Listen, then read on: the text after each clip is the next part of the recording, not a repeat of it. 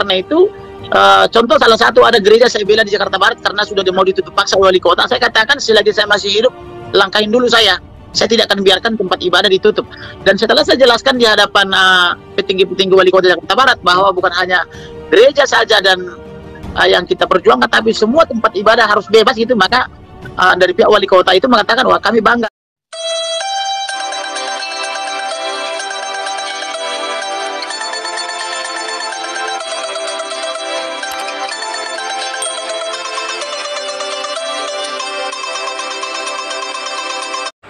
Salam sahabat Golden Gate Channel yang dikasih Tuhan, puji nama Tuhan, saya bersyukur dan bersuka cita kembali bisa menyapa sahabat terkasih dalam kasih dan anugerah Tuhan.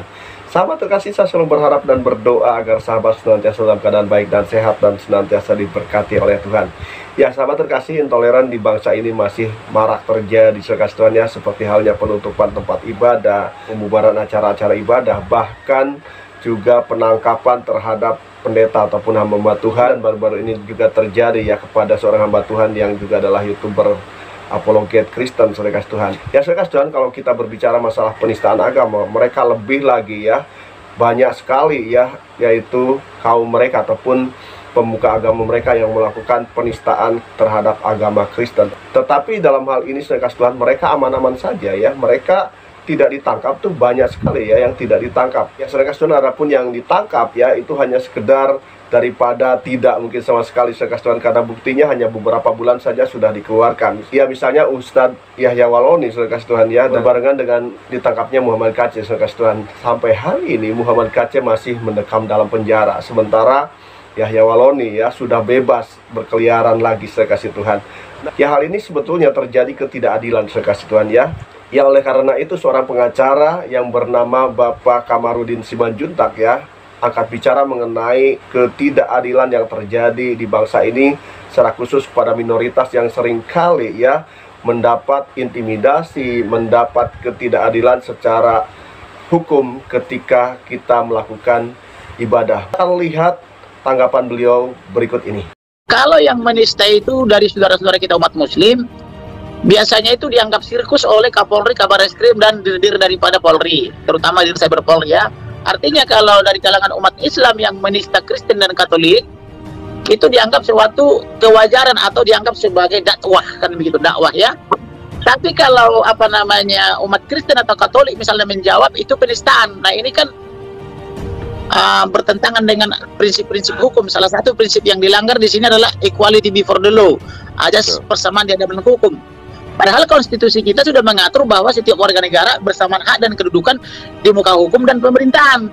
Kemudian juga melanggar Undang-Undang HAM, sementara kita sudah meratifikasi Konvensi Internasional tentang HAM, yaitu lahirnya Undang-Undang nomor 39 tahun 99, kan begitu ya.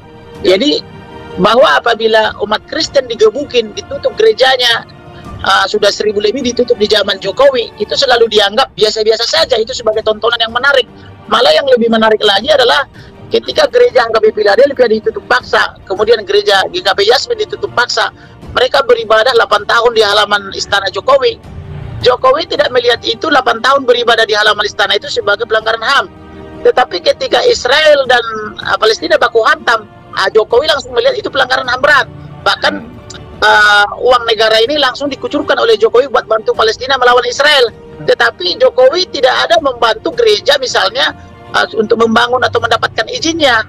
Kemudian umat Islam itu bebas beribadah di mana-mana, apakah itu di masjid, apakah itu di musola, bahkan di jalanan, kan begitu, bebas mereka, dan itu tidak perlu izin. Tetapi umat Kristen dan Katolik saya perhatikan harus mendapatkan izin sesuai pasal 14 SKB 23 Menteri nomor 9 dan nomor 8 tahun 2006. Nah ini yang tidak adil. Kemudian dalam mendapatkan izin ini, pertama harus ada pengguna 90 orang sesuai pasal 14. Yang kedua, harus ada izin daripada 60 orang atau masyarakat sekitar, katakanlah dari umat muslim ya, harus ada persetujuan 60 orang di atas meterai 6.000 atau 10.000 sekarang ini. Kemudian harus ada rekomendasi dari FKUB. Kemudian barulah bisa dimohonkan kepada Pemda, itu pun belum tentu diberikan.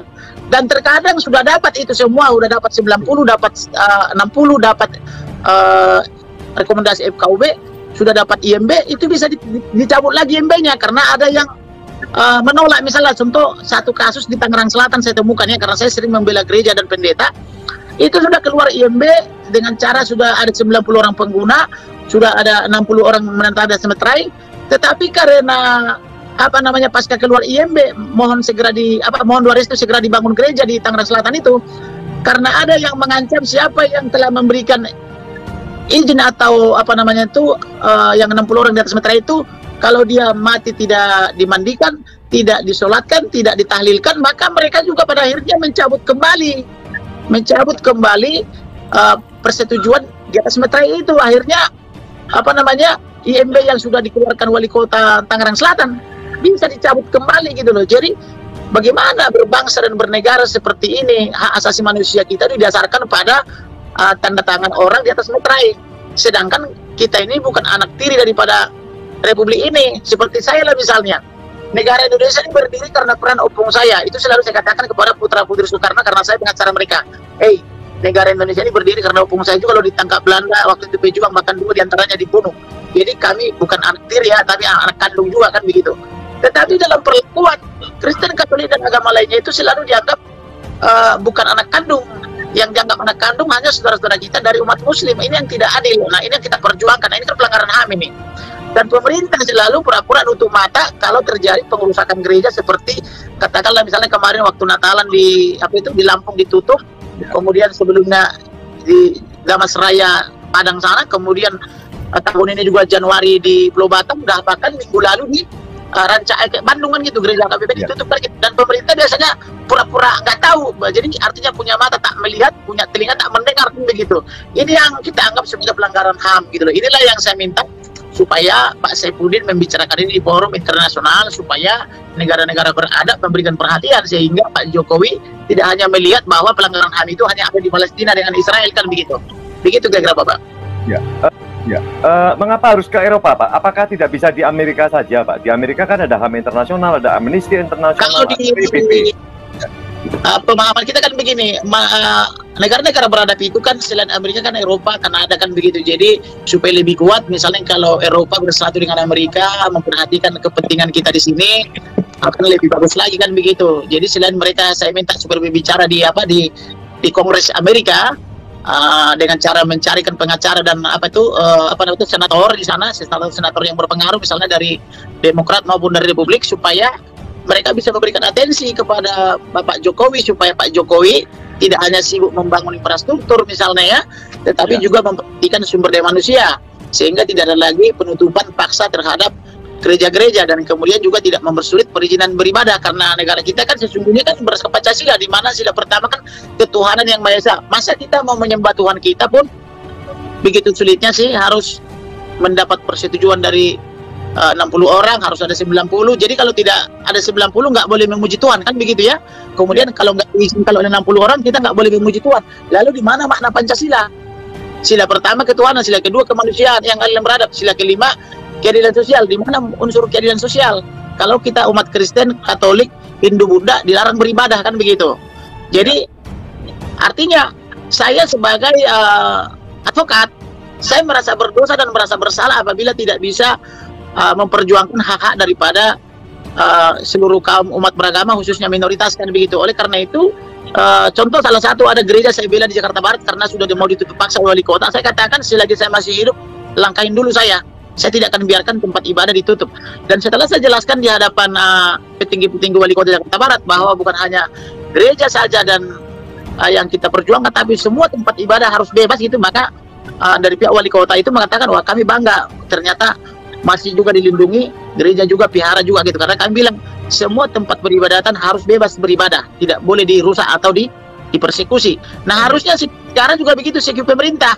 Jangan kalau gereja dirusak misalnya pemerintah tutup mata, tapi kalau misalnya ada orang membalas misalnya tiba-tiba kepanasan, kan yang dilakukan oleh Menko Polhukam ini kan begitu. Ketika para ustadz kiai sebagian besar menista agama Kristen, bahkan setiap tahun, setiap Desember mengatakan halal mengucapkan Natal, yang Natalan adalah Kristen, tapi yang kepanasan adalah saudara-saudara kita sebagian umat Islam kan begitu ya, dengan mengharamkan Natal itu. Maka saya tengok itu mulai dari presiden, wakil presiden sampai menteri-menteri pura-pura nggak tahu aja, tetapi ketika ada yang membalas langsung dituduh penistaan. Nah inilah pelanggaran HAM berat, inilah standar ganda dari penerapan hukum kita. Ini yang saya tidak mau. Jadi saya mau bahwa seluruh warga negara bersamaan hak dan kedudukan di muka hukum dan pemerintahan. Apakah dia muslim atau non-muslim, harus boleh beribadah, karena itu merupakan hak asasi manusia, kan begitu. Ya, saya kasih tahu demikian tanggapan yang disampaikan oleh Bapak Kamarudin Simanjuntak ya, mengenai yaitu intoleran yang terjadi di bangsa ini, di mana kaum minoritas seringkali mengalami yaitu tindakan ataupun perlakuan yang tidak adil secara hukum ketika menjalankan ibadah. Bahkan rumah ibadah, tempat ibadah yang sudah dibangun, bahkan ada izinnya juga ya, ditutup saudara kasih Tuhan dengan alasan tidak diterima oleh lingkungan atau alasan-alasan yang lain.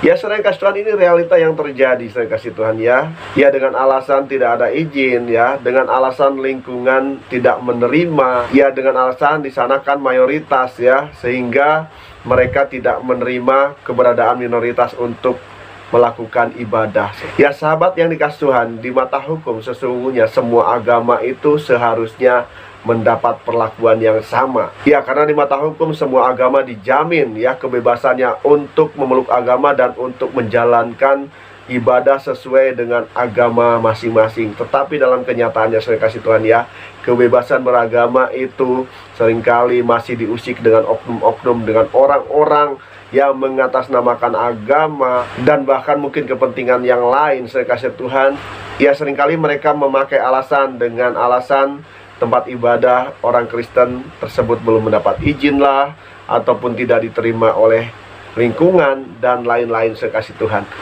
ya saudara kasih Tuhan, itulah yang terjadi. Tetapi percayalah ya, semakin dihambat, kekristenan akan semakin merambat. Bahkan kekristenan tidak bisa dibendung oleh manusia, karena ketika Tuhan yang sudah membuka pintu saudara kasih Tuhan ya, tidak ada seorang pun yang bisa membendungnya atau menutupnya. Ya sahabat terkasih, demikian video yang bisa saya sampaikan hari ini. Kiranya pembahasan yang disampaikan menjadi berkat. Jikalau sahabat diberkati, tinggalkan komentar di kolom komentar, berikan masukan dan juga saran, dan kiranya channel ini boleh semakin berkembang dan nama Tuhan dipermuliakan. Terima kasih sahabat atas kesetiaan sahabat mendukung channel ini. Kiranya Tuhan senantiasa memberkati sahabat terkasih. Tuhan Yesus memberkati kita sekalian. Haleluya. Amin.